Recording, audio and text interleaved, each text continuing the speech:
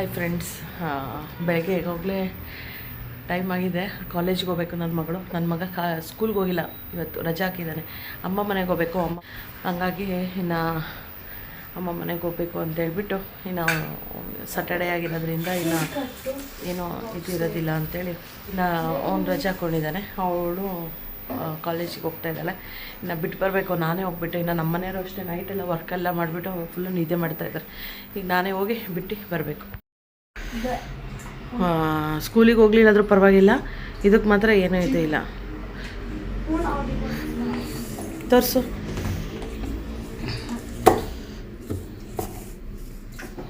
Dress ಎಲ್ಲ ಗಲೀಜ್ಬಿಟ್ಟು ಈಗ ತುಂಬ್ಕೊಂಡಾಳ. ಅವ್ರ ಫ್ರೆಂಡ್ಸಿಗೂ ಕೊಡ್ತಾಳಂತೆ.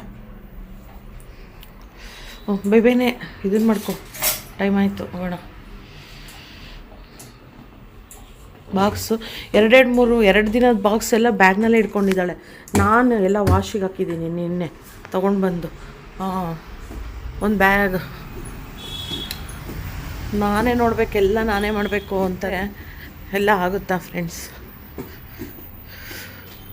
ಪ್ರತಿಯೊಂದು ಇಷ್ಟು ದೊಡ್ಡವರಾದ್ರೂ ಎಲ್ಲ ನಾವೇ ನೋಡಬೇಕು ಅಂತಾರೆ. ವೇಸ್ಟ್ ಥರ ಸುಮ್ಮನೆ ಬೆಳೆದಿದ್ದಾರೆ ಅಷ್ಟೆ. ಶೂಸ್ ಹಾಕೋಣಕ್ಕೆ ಒಂದು ಅರ್ಧ ಗಂಟೆ, ಸ್ಲಿಪ್ಪರ್ ಹಾಕೋಣಕ್ಕೆ ಒಂದು ಅರ್ಧ ಗಂಟೆ, ಅಷ್ಟು ಟೈಮ್ ಆಗಿದ್ರೂ ನಿಧಾನಕ್ಕೆ ರೆಡಿ ಆಗ್ತಾರೆ. ರೆಡಿ ಬೇಗ ಟೈಮ್ ಆಯಿತು. ಎಲ್ಲ ನಾನೇ ಮಾಡಿಕೊಟ್ಬಿಡ್ತೀನಿ. ಊಟ ನಾನೇ ಟಿಫನ್ನು ನಾನೇ ತುಂಬಿಸ್ಕೊಡ್ತೀನಿ. ನೀರು ಇಲ್ಲ ಅಂದ್ರೂ ತುಂಬಿಸ್ಕೊಳೋ ಅಷ್ಟಿಲ್ಲ. ಎಷ್ಟು ಲೇಜಿ ಇದ್ದಾರೆ ಅಂತ ಗೊತ್ತಾಗುತ್ತೆ. ಬಾ ಕೊಡು. Hi friends, welcome back to my channel. ಇವತ್ತಿನ ಲಾಗ್ ಶುರು ಮಾಡ್ತಾ ಇದ್ದೀನಿ. ಇವತ್ತಿನ ಲಾಗ್ ವಿಶೇಷ ಏನು ಅಂತಂದರೆ, ಇವತ್ತು ಸಂಡೇ ಆಗಿರೋದ್ರಿಂದ ಅಮ್ಮ ಮನೆಗೆ ಹೋಗಬೇಕು. ಸಾರಿ ಸ್ಯಾಟರ್ಡೆ ಊಟಕ್ಕೆ ಅಂತ ಹೇಳಿದ್ದಾರೆ. ಮಧ್ಯಾಹ್ನ ಊಟಕ್ಕೆ ಅಲ್ಲೇ ಹೋಗಬೇಕು. ಇನ್ನು ಬೆಳಿಗ್ಗೆ ಅರ್ಜೆಂಟ್ ಆಗಿಬಿಟ್ಟಿತ್ತು ಅವಳಿಗೆ, ಟೈಮ್ ಬೇರೆ ಆಗಿಬಿಟ್ಟಿತ್ತು. ಹಂಗಾಗಿ ಅವಳು ಕಾಲೇಜಿಗೆ ಹೋಗಿ ಬಿಟ್ಟು ಬಂದೆ. ಇವನು ರಜೆ ಹಾಕ್ಕೊಂಡು ಕುತ್ಕೊಂಡಿದ್ದಾನೆ.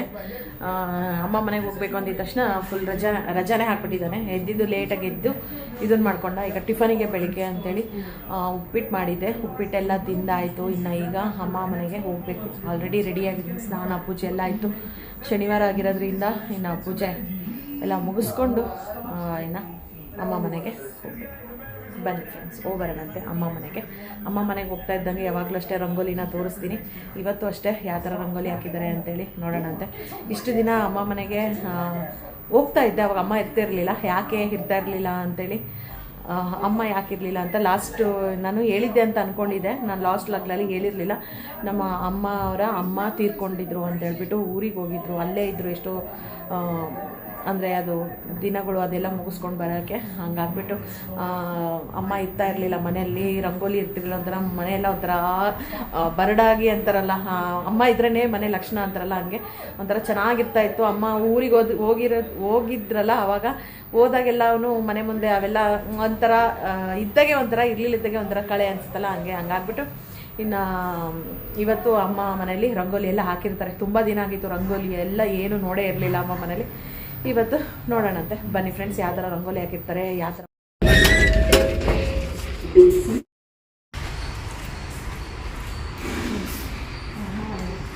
ಅಮ್ಮ ಮನೆ ಹತ್ರನೇ ಇರೋದು. ಯಾವಾಗ ಬೇಕು ಅವಾಗ ಪಟ್ಟ ಅಂತೇಳಿ ಹೋಗಿ ಬರ್ಬೋದು. ಆದರೆ ಜಾಸ್ತಿ ಏನು ಹೋಗೋಂಗಿಲ್ಲ. ಯಾವಾಗ ಒಂದ್ಸರಿ ಹೋಗ್ತಾ ಇರ್ತೀನಿ ಅಷ್ಟೇ. ಒಂದು 15 ದಿನಕ್ಕೆ ಒಂದ್ಸಲ ಅವನಿಗೆ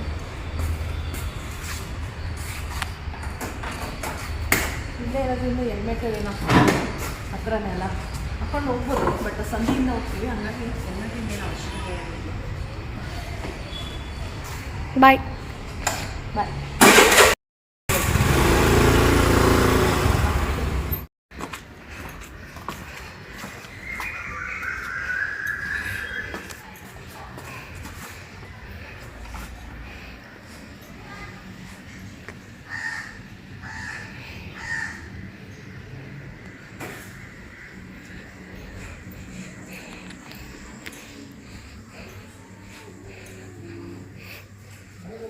ಹಾಯ್.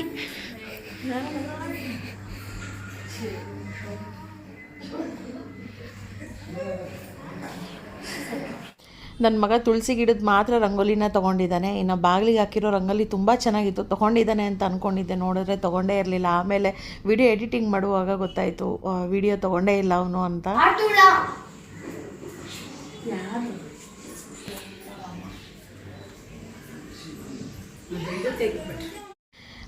ನಮ್ಮ ತೀರ್ಕೊಂಡಿದ್ರು ಅಂತೇಳ್ಬಿಟ್ಟು ಅಮ್ಮ ಎಷ್ಟೋ ದಿನ ಊರಲ್ಲೇ ಇದ್ದರು. ಹಂಗಾಗಿ ಊರಿಂದ ಬಂದಮೇಲೆ ಶನಿವಾರ ಆ ಥರ ಊಟಕ್ಕೆ ಅಂತ ಕರೆದಿದ್ರು. ಇನ್ನು ಅಮ್ಮ ಇಲ್ಲೇ ಇರೋದ್ರಿಂದ ಯಾವಾಗಾದರೂ ಒಂದು 15 ದಿನಕ್ಕೊಂದು ಸಲ, ಒಂದು ತಿಂಗಳಿಗೊಂದು ಸಲ ಅಂತೇಳಿ ಊಟಕ್ಕೆ ಹೇಳ್ತಾನೆ ಇರ್ತಾರೆ. ಇನ್ನು ಮಾಮೂಲಂಗೆ ಅಂತಂದ್ರು ಯಾವಾಗಾದರೂ ಹೋದಾಗೆಲ್ಲ ಊಟ ಮಾಡ್ಕೊಂಬರ್ತಾ ಇರ್ತೀವಿ, ಅದು ಬೇರೆ ಲೆಕ್ಕ ಆಗುತ್ತೆ.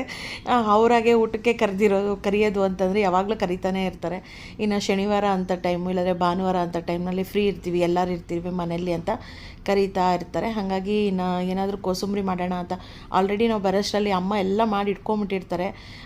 ಇನ್ನು ನಾವು ಎಲ್ಲ ಮನೆಯೆಲ್ಲ ಕ್ಲೀನೆಲ್ಲ ಮಾಡಿಕೊಂಡು ಮಕ್ಕಳನ್ನೆಲ್ಲ ಅವರಿಗೆ ಕಾಲೇಜಿಗೆ ಕಳಿಸ್ಬಿಟ್ಟು ಅಲ್ಲಿ ಎಲ್ಲ ಸ್ವಲ್ಪ ನೋಡಿಕೊಂಡು ಬರಬೇಕಲ್ವ. ಮನೆಯವರಿಗೆಲ್ಲ ಟಿಫನ್ ಎಲ್ಲ ಕೊಟ್ಬಿಟ್ಟು ಇನ್ನು ಊಟಕ್ಕೆ ಇಲ್ಲೇ ಮಧ್ಯಾಹ್ನ ಬರೋಕ್ಕೆ ಹೇಳ್ಬಿಟ್ಟು ನಾನು ಬಂದೆ. ಬರೋಷ್ಟರಲ್ಲಿ ತುಂಬ ಲೇಟ್ ಆಗಿಬಿಟ್ಟಿತ್ತು. ಅಷ್ಟೊತ್ತಿಗೆ ಆಲ್ರೆಡಿ ಎಲ್ಲ ಮಾಡ್ಕೊಂಡಿದ್ರು. ಸಣ್ಣ ಪುಟ್ಟ ಏನಾದರೂ ಇರುತ್ತಲ್ಲ ಮೇಲೆ ಕೆಲಸ ಮಾಡೋ ಅಂಥದ್ದು, ಆ ಥರ ಏನಾದರೂ ಹೆಲ್ಪ್ ಮಾಡಿಕೊಡ್ತಾ ಇರ್ತೀನಿ. ಅಂದರೆ ಏನಾದರೂ ಕಟ್ ಮಾಡಿಕೊಡೋದಿದ್ರೆ ಕಟ್ ಮಾಡಿಕೊಡ್ತೀನಿ. ಎಷ್ಟು ಉದ್ದೈತಿ ಮೆಣಸಿನ್ಕಾಯಿ ಏನದು ಹೆಂಗಿದೆ? ಮೆಣಸಿನ್ಕಾಯಿ ಯಾವ ಇದು ನೋಡಿಲ್ಲ. ಅಯ್ಯಪ್ಪ, ಏನಿದು ಇಷ್ಟಿಷ್ಟು ಉದ್ದದ ಇದಾವೆ ಮೆಣಸಿನ್ಕಾಯಿಗಳು. ಚಾಪ್ಸ್ಟಿಕ್ಸ್ ಇದೆ.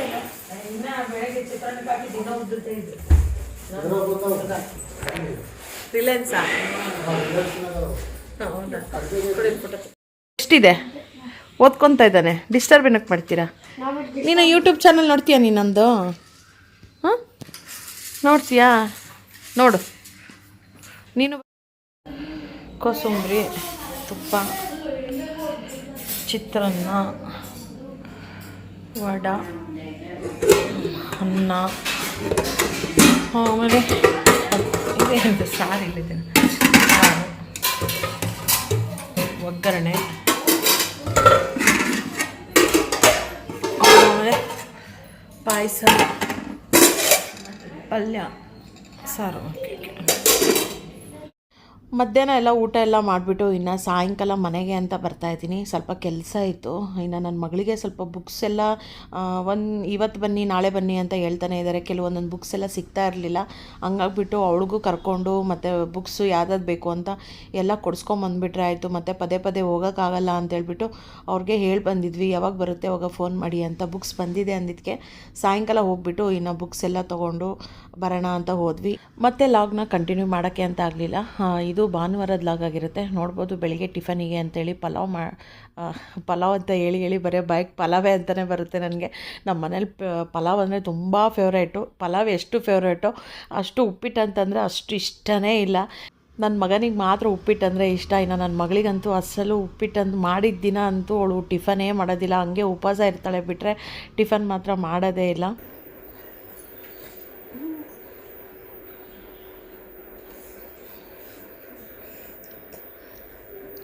ಅಥವಾ ಏನು ಓವರ್ ಆ್ಯಕ್ಟಿಂಗ್ ಮಾಡ್ತೀನಿ.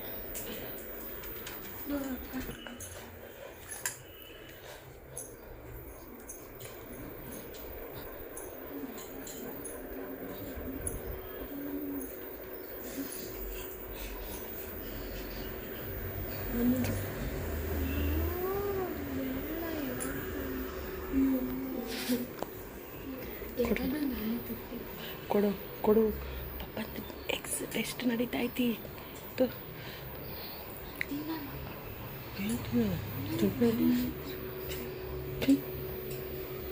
ಪಪ್ಪ ಹೇಳ್ತೀನಿ.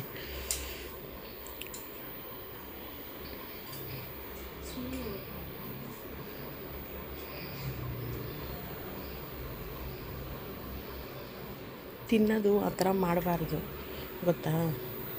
ದೇವರು ಹಾಕ್ಕೊಟ್ಟಿರೋದೇ ಸ್ವಲ್ಪ, ಅದು ದೇವರು ತಿನ್ನು. ಹಾಯ್ ಫ್ರೆಂಡ್ಸ್, ಇವತ್ತು ಸ್ವಲ್ಪ ಭಾನುವಾರ ಆಗಿರೋದ್ರಿಂದ ಎದ್ದಿದ್ದು ಸ್ವಲ್ಪ ಲೇಟು. ಟೈಮ್ ಹೋಗಲೇ 10:30 ಆಗಿದೆ. ಈಗ ಟಿಫನ್ ರೆಡಿ ಮಾಡಿದ್ದೀನಿ. ನಮ್ಮ ಮನೆಯವ್ರಿಗೂ ಒಂದು ಸ್ವಲ್ಪ ವರ್ಕ್ ಇದೆ. ವರ್ಕ್ ಅನ್ನೋದಕ್ಕಿಂತ ಏನೋ ಎಕ್ಸಾಮ್ ನಡೀತಾ ಇದೆ. ಹಂಗಾಗ್ಬಿಟ್ಟು ಅವ್ರಿಗೆ ಸೈಲೆಂಟಾಗಿ ಮಾತಾಡಬೇಕು ಅಂತ, ಡಿಸ್ಟರ್ಬ್ ಆಗಬಾರ್ದಂತೆ. ಹಂಗಾಗಿ ಸೈಲೆಂಟಾಗಿ ಮಾತಾಡ್ತಾ ಇದ್ದೀವಿ. ಹುಡುಗರು ಅಷ್ಟೇ ಅಡುಗೆ ಮನೆಗೆ ಬಂದು ಟಪ ಟಪ ಅಂತ ಸೌಂಡ್ ಮಾಡ್ತಾರೆ ಅಂತ ನಾನೇ ತೊಗೊಂಡೋಗಿ ಕೊಟ್ಟು ಬಂದೆ. ಇನ್ನು ನಂದು ನಾನು ಟಿಫನ್ ಮಾಡಿಬಿಟ್ಟು ಹೋಗಿ ಟೈಮ್ 10:30 ಆಗಿದೆ, ಸಂಡೇ. ಆಮೇಲೆ ಏನಾದರೂ 12:30 1 ಗಂಟೆವರೆಗೇನೋ 12:30ವರೆಗೂ ಎಕ್ಸಾಮ್ ಇದೆ ಅಂತ. ಈಗ 10:30ಇಂದ ಸ್ಟಾರ್ಟ್ ಆಗಿದೆ. 10:30ಇಂದ 1 ಗಂಟೆವರೆಗೂ ಎಕ್ಸಾಮ್ ಇದೆ. ಅದು ಮುಗಿದ್ಮೇಲೆ ಏನು ತಂದು ಕೊಡ್ತಾರೆ ನೋಡಿಬಿಟ್ಟು ಎಲ್ಲ ಮಸಾಲ ಎಲ್ಲ ರೆಡಿ ಮಾಡಿ ಇಟ್ಕೊಂಡ್ರೆ ಮಾಡೋದು. ಚಿಕನ್ ಇನ್ನೇನು ಚಿಕನು ಏನು ಮಾಡೋಣ ಅಂತ ಇನ್ನೂ ಏನೂ ಯೋಚನೆ ಮಾಡಿಲ್ಲ. ಮಾಡಿಬಿಟ್ಟು ಮಾಡೋದು ಏನದು ಮಾಡೋದು.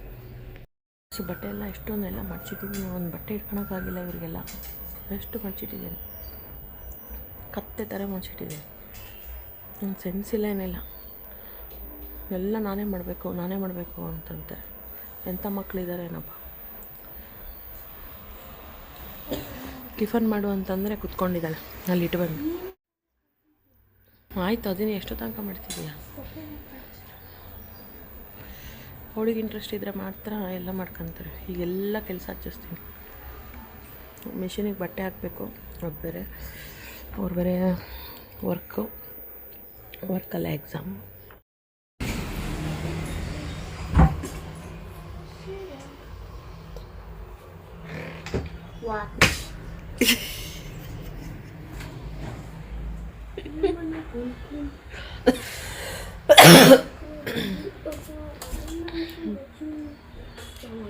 ಅದನ್ನು ಮಡ್ಚಿಟ್ಟಿದ್ದೀನಿ. ಅದನ್ನೇನಾದರೂ ಒಂದು ಬೀಳಬೇಕು, ಹಂಗಿಂದ ಹಂಗೆ ಮನೆಯಿಂದ ಇಲ್ಲಿ ಕಿಕ್ ಕೊಡಿದ್ರೆ ಸೀದಾ ರೋಡಿಗೆ ಹೋಗಿ ಬಿದ್ದಿರ್ತೀಯ. ಆದ್ರೆ ಅಷ್ಟೇ. ಅದು ತಿನ್ನಕ್ಕೆ ಹೇಳ್ತೇವೆ, ಆಂಟಿ ಕೊಟ್ಟಿದ್ದು ಕೆಮ್ಮು ಹೋಗುತ್ತೆ ಅಲ್ಲಿ ಅಂತ. ಅದನ್ನು ತಿಂದೆ, ಉಪ್ಪು ಹಾಕೊಂಡು ತೊಳ್ಕೊಂಡು ತಿನ್ಬೇಕು. ತೊಳೆದೆ, ವಾಂತಿ ಕೂಡ ಹೋಗ್ತದೆ. ಅದು ಹಂಗೆ ಆಗೋದು ಕೆಮ್ಮಿಗಲ್ಲ. ಎಷ್ಟು ಹಾಕ್ಬೇಕು ಹೇಳೋದಕ್ಕೆ? 1-2 ಕಾಳು ಅಷ್ಟೇ. ನೀನು ಒಂದು ಬಂಡಿ ಸುರ್ಕೊಂಬಿಟ್ಟಿದ್ದಿ. ಏಯ್ ಚಿಟ್ಟು, ಅವ್ರಿಗಂದ್ರೆ ಎಷ್ಟೆಲ್ಲ ಹಾಕ್ಕೊಳ್ಳಿ, ನಂಗೆ ಇಷ್ಟ ಹಾಕಿದ್ದಾನೆ. ಹೌದಾ? ಫುಲ್ ಅಲ್ಲಾಡ್ತಾ ಇದ್ದೀನಿ. ಹೌದಾ? ಕೆಮ್ಮಿಂದು ಅಂತ ಹೇಳ್ಬಿಟ್ಟು ಕೆಮ್ಮಿನ ಗಿಡ ನಮ್ಮ ಕೆಲಸದವರು ತೊಗೊಂಡ್ಬಂದು ಕೊಟ್ಟಿದ್ದಾಳೆ. ಕೆಲಸದವ್ರು ತೊಗೊಂಬಂದು ಕೊಟ್ಟಿದ್ದಾರೆ ಗಿಡನ. ಅದು ಚಿಕ್ಕದಿದೆ, ಅದನ್ನು ಎಲೆನ ಕೆಮ್ಮು ಅಂತೇಳಿ ತೊಳ್ಕೊಂಡು ತಿಂದಿದ್ದಾರೆ. ನೋಡಿದ್ರೆ ಚಿಟ್ಟು ಇವಳು 1-2 ಅಗಳು ಉಪ್ಪು ಹಾಕೊಂಡು ತಿಂದು ಅವನಿಗೆ ಒಂದು ಬಂಡಿ ಉಪ್ಪು ಹಾಕ್ಬಿಟ್ಟಾಳೆ. ಅದಕ್ಕೆ ಸಿಕ್ಕೋದು. ನಾನು ಒಂದು ಸ್ಪೂನ್ ಫುಲ್ ಹಾಕಿದ್ದು ಇಷ್ಟ ಹಾಕ್ಕೊಂಡಿದ್ದಾನೆ, ನನಗೆ ಇಷ್ಟ ಹಾಕಿದ್ದಾನೆ. ಚಿಟ್ಟು ವಾಂತಿ ಮಾಡ್ಬೋದು. ಕೋಮಾಗ ಇದು ಏನು ಚಿಂಟು? ಕೋಮಾಗ ಹೋಗ್ಬೇಕು ಅನಿಸ್ತಿದೆ. ಕೋಮ ಅಂದರೆ ಏನನ್ನೋದು ಗೊತ್ತಾ ಫಸ್ಟ್ ಆಫ್ ಆಲ್ ನಿನಗೆ? ನೋಡಲ್ಲ ಹೆಂಗೆ ಬರ್ದಿದ್ದೀವರೆಲ್ಲ.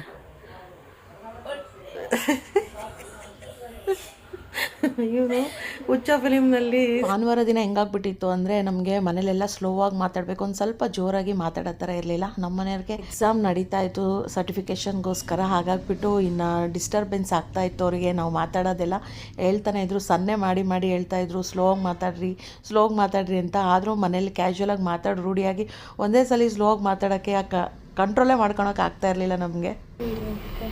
ನೋಡು, ಸ್ವಲ್ಪ ಹಣ್ಣು ಕೊಳ್ತಿದ್ರು ನನಗೆ ಆಶ್ಚರ್ಯ ಆಗ್ತಾಯಿತ್ತು.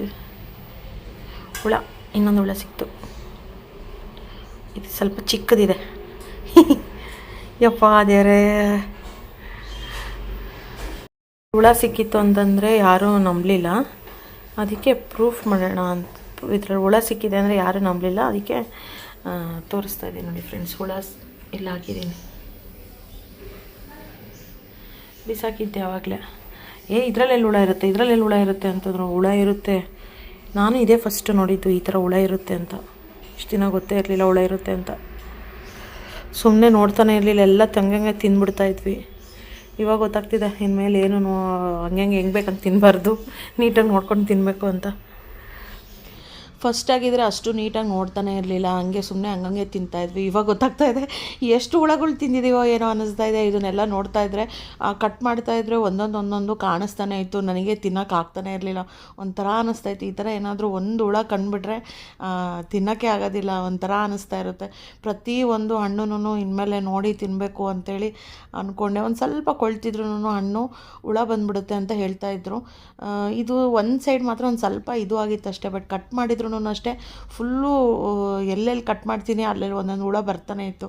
ಅದು ಅರ್ಧಕ್ಕರ್ಧ ಹಣ್ಣು ವೇಸ್ಟ್ ಮಾಡಿಬಿಟ್ಟು ಇನ್ನು ಎಷ್ಟು ನೀಟಾಗಿ ನೋಡಿಕೊಂಡು ತಿನ್ನೋಣ ಅಂತೇಳ್ಬಿಟ್ಟು ಎಲ್ಲ ಕಟ್ ಮಾಡಿ, ಯಾಕಂದರೆ ಮಕ್ಕಳಿಗೆ ಗೊತ್ತಾಗೋದಿಲ್ಲಲ್ಲ, ಹೆಂಗೆ ಬೇಕು ಹಂಗೆ ತೊಗೊಂಡು ತಿಂದುಬಿಡ್ತಾರೆ ಅಂತ ಕಟ್ ಮಾಡಿ ಇಡ್ತಾಯಿದ್ದೆ. ಇನ್ನು ನಮ್ಮ ಮನೆಯವ್ರದ್ದು ಅಷ್ಟೇ ಎಕ್ಸಾಮ್ ನಡೀತಾ ಇರೋದ್ರಿಂದ ಇನ್ನು ತುಂಬ ಲೇಟ್ ಆಗಿಬಿಟ್ಟಿತ್ತು ಅಂತೇಳ್ಬಿಟ್ಟು ಬೇಗನೆ ಸಾಂಬಾರನ್ನ ಮಾಡಿಟ್ಟೆ. ಇನ್ನು ರಾತ್ರಿಗೆ ಏನಾದರೂ ಮಾಡ್ಕೊಂಡ್ರೆ ಆಯಿತು ಅಂತ ಮಸಾಲ ಎಲ್ಲ ರೆಡಿ ಮಾಡ್ಕೊಳ್ಳೋಣ ಅಂತೇಳ್ಬಿಟ್ಟು ಮಾಡ್ಕೊತಾ ಇದ್ದೆ. ಇನ್ನು ನೋಡಿದೆ ಟೈಮು, ಇನ್ನು ತಂದು ಎಲ್ಲ ಕೊಟ್ಟು ಮಾಡೋಷ್ಟರಲ್ಲಿ ಲೇಟ್ ಆಗುತ್ತೆ ಅಂತೇಳ್ಬಿಟ್ಟು ಮಧ್ಯಾಹ್ನಕ್ಕೆ ಅನ್ನ ಸಾಂಬಾರನ್ನ ಮಾಡಿಟ್ಟಿದ್ದೆ. ಇನ್ನು ನಾನ್ ವೆಜ್ ಎಲ್ಲ ತರೋಷ್ಟರಲ್ಲೇ ಸ್ವಲ್ಪ ಲೇಟ್ ಆಗಿಬಿಟ್ಟಿತ್ತು.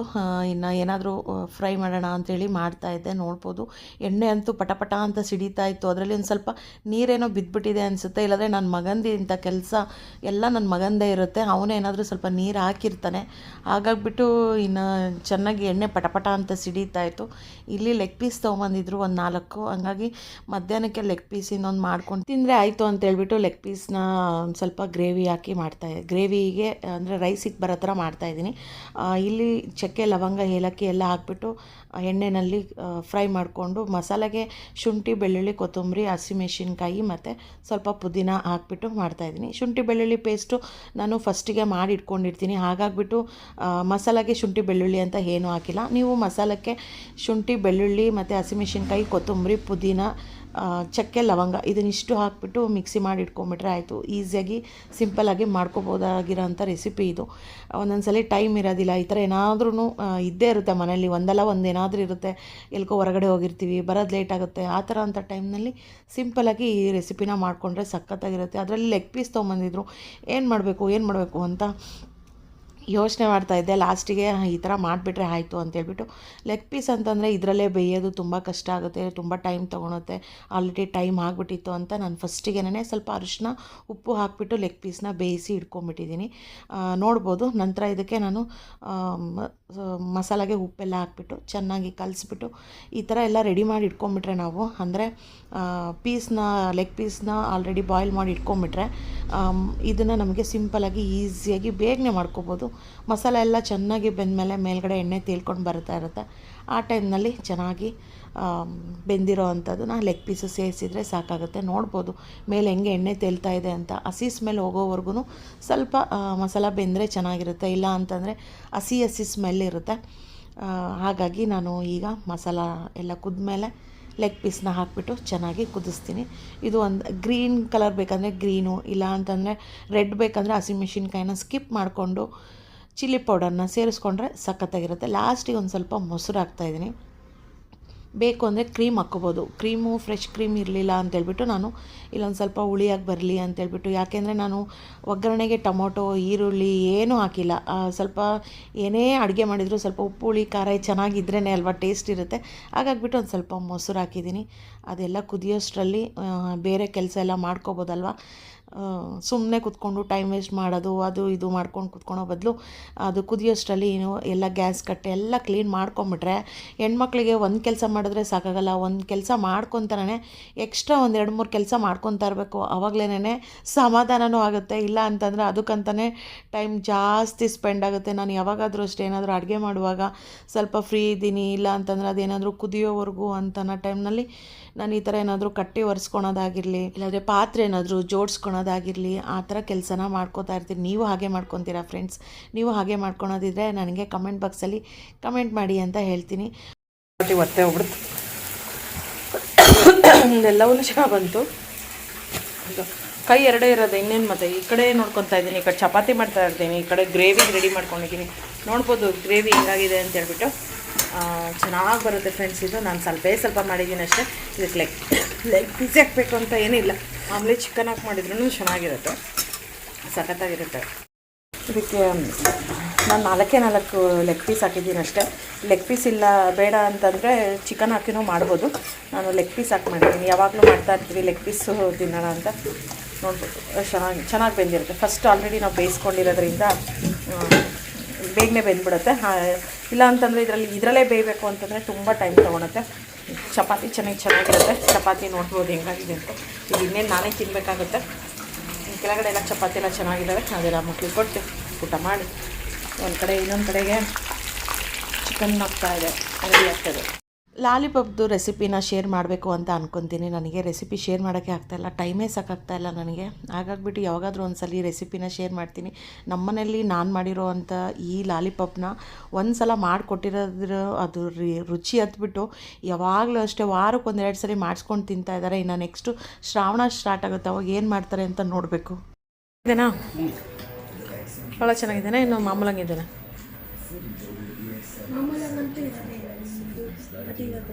5 star, 7 star. 10ಗೆ 7 ಸ್ಟಾರಾ? 7 starಗೆ 7 star. 10ಗೆ 5 starಗೆ 5 star. 10 starಗೆ 10 star. ಓಕೆ. ಚಿಂತು ನಿನಗೆ ಹೆಂಗಿತ್ತಪ್ಪ?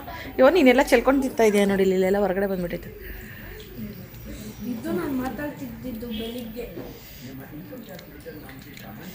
ಸ್ಪೈಸಿ ಆಗಿದೆ ಅಲ್ಲ ಅದು? ಚೆನ್ನಾಗಿದೆನಾ? ಚೆನ್ನಾಗಿದೆನಾ ಒಟ್ಟು? ಇವನಿಗೆ ಸ್ಪೀಚ್ಲೆಸ್ ಅಂತ ಇವನಿಗೆನ. ಬಿಸಿ ಇದೆ. ನಿಧಾನಕ್ಕೆ ತಿನ್ನು, ಎಲ್ಲಿಗೂ ಓಡೋಗಲ್ಲ. ಅದು ಕೋಳಿ ಸತ್ತೋಗೈತದು. ಎಲ್ಲಿಗಾದ್ರೂ ಓಡೋಗ್ತಿದ್ದೀರಾ ಅನ್ನೋರ್ಗತಿ ತಿಂತಾನೆ. ಅದು ಎಲ್ಲಿಗೆ ಹೋಗಲ್ಲ, ಅಲ್ಲೇ ಇರುತ್ತೆ ತಟ್ಟೆನಲ್ಲೇ. ಸೂಪರ್ ಅಲ್ಲ? ಲಾಲಿಪಾಪು ಚೆನ್ನಾಗಿದೆ, ಇದು ಚೆನ್ನಾಗಿದೆ, ಎಲ್ಲ ಚೆನ್ನಾಗಿದೆ. ಒಂದೊಂದ್ಸಲಿ ಅನಿಸುತ್ತೆ ಹೋಟ್ಲಿಗೆ ಹೋಗಿ ಅಷ್ಟೊಂದು ಕೊಟ್ಟು ತಿಂದು ಬರೋ ಬದಲು ಆರಾಮಾಗಿ ಮನೇಲೇ ಲಾಲಿಪಾಪ್ ಮಾಡ್ಕೊಂಡು ತಿನ್ನೋದು. ಇದು 7 star ಹೋಟೆಲ್ ತಿನ್ನಂಗಿದೆ. ಹಾಂ, ಅದೇ ಮತ್ತೆ ಅಷ್ಟೊಂದು ದುಡ್ಡು ಕೊಟ್ಟು ತಿಂದು ಬರ್ತೀವಿ, ಸ್ಯಾಟಿಸ್ಫೈ ಆಗಂಗಿಲ್ಲ. ಮನೆಯಲ್ಲಿ ಸ್ವಲ್ಪ ತಿಂದರೆ ಸ್ಯಾಟಿಸ್ಫ್ಯಾಕ್ಷನ್. ಹೌದು. ಅದು ಗ್ರೀನ್ ಕಲರ್ ಅಂತೂ ಸ್ಪೈಸಿಯಾಗಿ ಚೆನ್ನಾಗಿ ಮಾಡಿದ್ದೀನಲ್ಲ. ಇದು ಜಸ್ಟ್ ಇವಾಗ ತಾನೇ ಯಾರೋ ಒಂದು ಯೂಟ್ಯೂಬ್ನಲ್ಲಿ ನೋಡಿದೆ, ಓ ಈ ಥರ ಮಾಡಿದ್ರಾಯ್ತು ಅಂತೇಳಿ ಮಾಡಿದೆ ಇದನ್ನು. ಗ್ರೇವಿ ಇದು ಬೇಕಾ ಏನು? ಇದು ಮಧ್ಯಾಹ್ನ ಮಾಡಿದ್ರೆ ಸಾರು ಬೇಕಾ? ನನಗೆ ಚಿಕನ್ ಗ್ರೇವಿನೇ ಕೊಡು, ಮಧ್ಯಾಹ್ನ ಮಾಡಿ ಸಾರು. ಚಿಕನ್ ಮಾಡಿಬಿಟ್ಟು ಮಧ್ಯಾಹ್ನದ ಸಾರು ಕೊಡ್ಲಾ ಅಂದರೆ ನಮ್ಮ ಮನೆಯವರು ಚಿಕನ್ ಮಾಡಿಬಿಟ್ಟು ಯಾರಾದರೂ ಮಧ್ಯಾಹ್ನದ ಸಾರು ತಿಂತಾರ ಅಂತ ಹೇಳ್ತಾರೆ. ನನ್ನ ಮಗ ಅಂತೂ ಇನ್ನು ಅಯ್ಯೋ ಅದು ಎಡ್ಜು ಫುಲ್ಲು ಶಾರ್ಪ್ ಇದೆ. ಅದು ಬಡಿದ್ರೆ ಎಷ್ಟು ನೋವಾಗುತ್ತೆ ಆ್ಯಕ್ಚುಲಿ. ಅವಳಿಗೆ ಬಡಿತು.